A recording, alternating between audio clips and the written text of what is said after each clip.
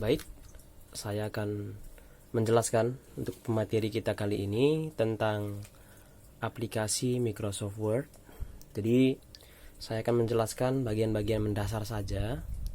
Yang pertama, kita akan buka aplikasi Microsoft Word. Pada kesempatan ini saya gunakan Microsoft Word versi 2013. Tinggal kita klik 2 kali, kemudian pilih blank dokumen. Kita besarkan saja. Nah, sekarang Microsoft Word sudah aktif. Langkah berikutnya, kita menentukan ukuran kertas. Untuk menentukan ukuran kertas, kita klik di toolbar ini, Pack Layout, kemudian pilih Size. Ya, yang lazim digunakan untuk seorang pelajar itu biasanya A4. Kita klik A4, maka ukuran kertas sudah menjadi A4. Nah, langkah berikutnya kita perlu untuk mengubah ukuran margin, ya. Untuk mengubah ukuran margin itu apa? Margin itu batas tepi daripada lembar kertas. Ya, batas tepi kiri, atas, kanan, dan juga bawah. Ya. Maksudnya bagaimana? Nah, jadi nanti awal penulisan kita, setiap kali kita mengetik tulisan, maka tulisan kita akan otomatis diarahkan ke margin sebelah kiri seperti ini. Saya ketik di sini, ini margin yang saya gunakan ini masih bawaan daripada setelan awalnya, ya. Untuk mengubahnya, kita tinggal klik margin. Nah, sekarang margin yang saya gunakan ini, ya. Otomatis dia. Jadi jarak antara garis tepi ini, kertas ini ke awal penulisan, ini garis tepi ke awal penulisan itu 2,54 cm. Ini left, ya. Kemudian top juga 2,54 cm dari atas ke tulisan pertama ini yang saya tunjukkan ini, itu 2,54 cm. Demikian juga dengan dari kiri ke kanan. Saya buat saja misalnya, ya, supaya cepat. Nah, dari titik garis tepi kanan ini menuju ke akhir penulisan sebelah kanan itu 2,54 cm. Itu maksudnya margin, ya, batas tepi. Nah, bagaimana cara mengubahnya? Kita klik margin. Yang saya minta leftnya 4, right-nya 3, top-nya 4, kemudian bottom-nya atau bawahnya itu 3. Cara mengubahnya tinggal kita ubah saja. Ini kita delete, kemudian ini kita ubah menjadi 4 karena topnya saya minta 4 cm. Kemudian tekan tab, ya, ini di keyboard ada tab. Kemudian tinggal kita ubah bottomnya menjadi 3 cm. Kemudian leftnya 4 cm. Kemudian right-nya 3 cm. Kemudian kita enter.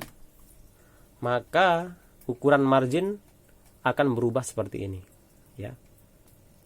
Nah, saya pikir sudah bisa dipahami untuk mengubah margin, ya. Ini bisa diubah sesuai dengan kebutuhan, ya. Caranya dari custom margin, ya.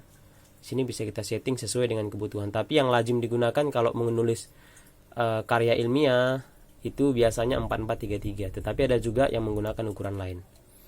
Kemudian yang berikutnya, untuk mengubah jenis font, ya. Font itu apa? Ini huruf. Huruf yang kita gunakan itu kita sebut dengan font. Jadi caranya adalah kita masuk ke menu home. Di sini ada kolom, tinggal kita klik tanda panah. Ya, kita gunakan yang biasa digunakan itu Times New Roman. Kita klik Times New Roman. Ya, maka tulisan yang sudah kita buat tadi akan berubah menjadi Times New Roman, ya. Begitu caranya Times New Roman.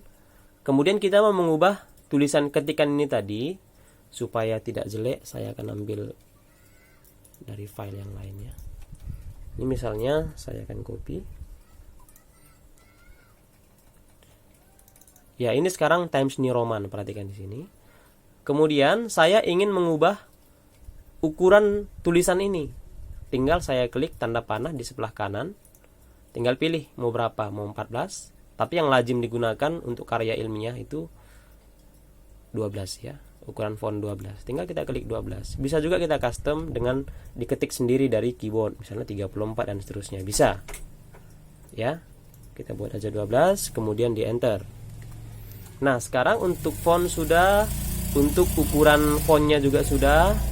Sekarang masuk ke paragraf ya. Untuk pembuatan paragraf ini juga penting. Ini setidaknya ada 3, di sini 4 ya. Ini hanging indent. Ini ya, yang segitiga di atas, hanging indent. Kemudian ini left indent, yang tanda kotak ini ya, tanda kotak. Kemudian yang ini first line indent. Kemudian ada yang ini right indent. Maksudnya apa? Nah, ini untuk pengaturan paragraf. Jadi kalau yang first line indent ini fungsinya untuk mengatur posisi setiap karakter atau tulisan di awal paragraf. Ini awal paragraf nih, ya. Awal paragraf. Saya akan tambah paragraf yang lain atau saya bagi saja biar lebih gampang. Jadi tulisan saya ini terdiri dari 2 paragraf, ya, paragraf 1 dan paragraf 2. Nah, saya ingin mengubah posisi paragraf ini, awal paragraf ini. Baris pertama dari paragraf 1 ini tinggal saya geser di bagian first line indent, maka dia akan berubah di bagian awal paragraf ya. Demikian juga seperti ini, awal paragraf 2, kalau saya geser first line indent maka dia akan berubah posisinya. Tetapi baris kedua tidak berubah, baris kedua tetap sama ya. Itu fungsi first line indent. Kemudian apa fungsi daripada hanging indent ini yang segitiga di atas? Ya, apa fungsinya?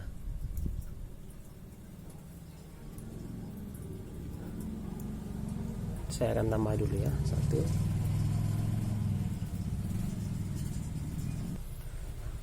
Fungsi daripada hanging indent ini, dia fungsinya untuk menggeser atau memindahkan, menambah atau mengurangi posisi daripada baris kedua dan seterusnya dalam satu paragraf ya. Ini satu paragraf.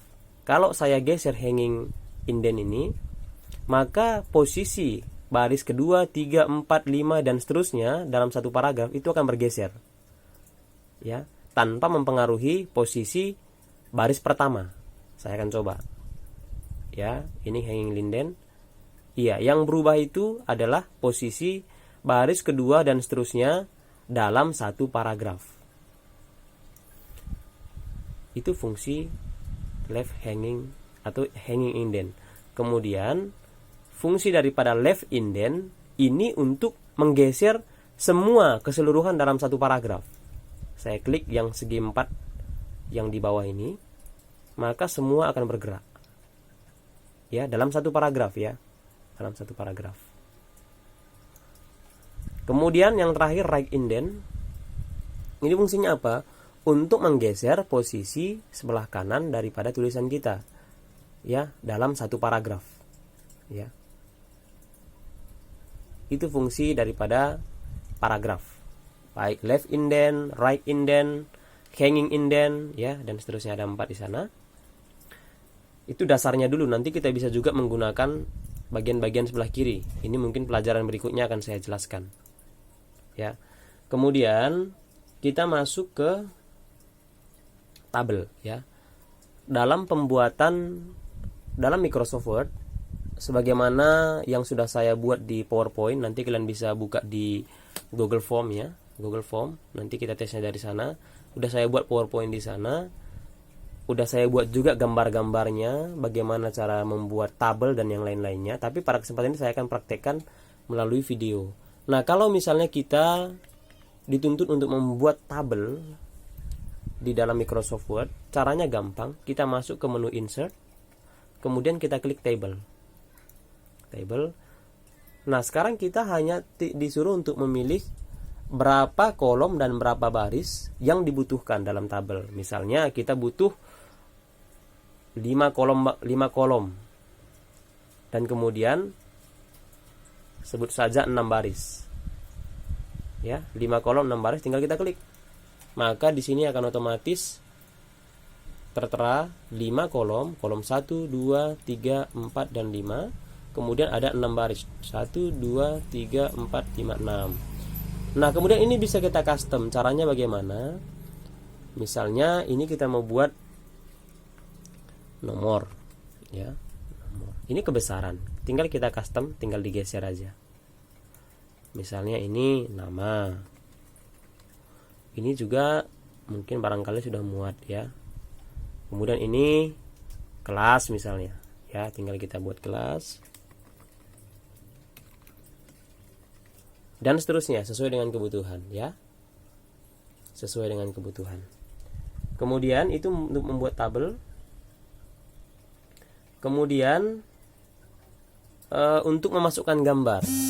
Dalam Microsoft Word kita juga bisa memasukkan gambar ke dalam lembar kerja. Caranya bagaimana? Kita masuk ke menu Insert, kemudian Picture. Ya, dari Picture sini kita cari gambar yang ingin kita masukkan, tentunya yang sudah kita simpan di media penyimpanan PC atau laptop kita. Nah, dalam kesempatan ini saya akan ambil sebuah gambar yang sudah saya simpan. Saya ambil dari logo saja. Kemudian di sini ada logo UKS, Unit Kesehatan Sekolah atau Usaha Kesehatan Sekolah. Diklik gambarnya sekali, kemudian klik Insert. Maka gambar akan masuk secara otomatis ke lembar kerja kita. Ya.